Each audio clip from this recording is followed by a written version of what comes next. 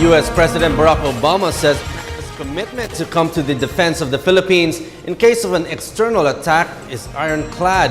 Obama reiterated the message he delivered during the state dinner in Malacanang last night to Philippine and American troops gathered at Fort Bonifacio this morning.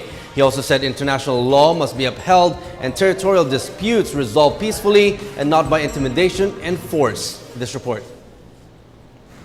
U.S. President Barack Obama honored the courage and heroism of Filipino and American soldiers in his speech at Philippine Army Gym in Fort Bonifacio. From Sofitel in Pasay City, Obama arrived with a motorcade at 9:45 in Fort Bonifacio and delivered his speech at exactly 10 a.m. In his 15-minute speech, President Obama warmly acknowledged the presence of 200 U.S. service members, war veterans, and various local military groups such as the Philippine Air Force, Army, Navy, and Marines.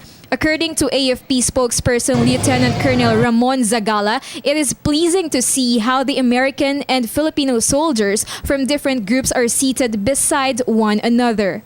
U.S. President Obama arrived in Fort Bonifacio with the Ambassador to the Philippines Philip Goldberg and National Security Advisor Susan Rice. On the side of Philippines, VIP guests like Vice President Jajomar Binay, Department of Interior and Local Government Secretary Mar Rojas, former President Fidel Ramos, Philippine Ambassador to the United States Jose Cuisha, Department of Foreign Affairs Secretary Albert Del Rosario, and AFP spokesperson Lieutenant Colonel Ramon Zagala graced the event.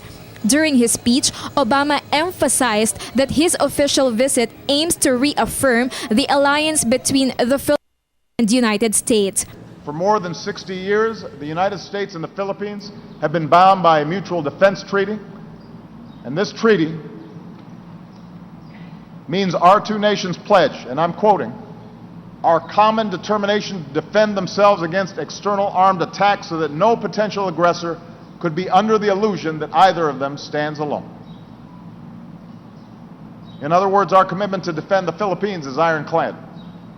And the United States will keep that commitment, because allies never stand alone.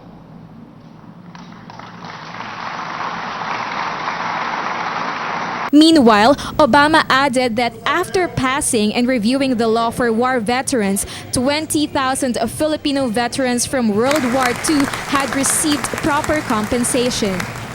The U.S. President also stated that war veterans are true inspirations, and after saying this, he received a standing ovation from the crowd. They are here today. George also happens to be a proud Filipino American. I want them to stand again and accept our thanks. We are proud of their outstanding service.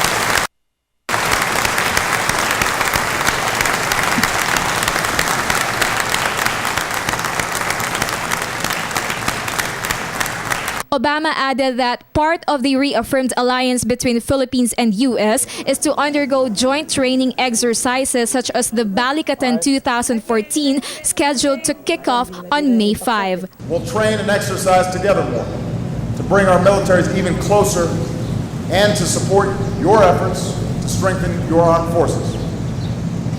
We'll improve our ability to respond even faster to disasters like Yolanda. After the speech, Obama headed to American Cemetery for a wreath-laying ceremony. It was the last part of his itinerary before he departed for United States. For People's Television, this is Sweeden Velado.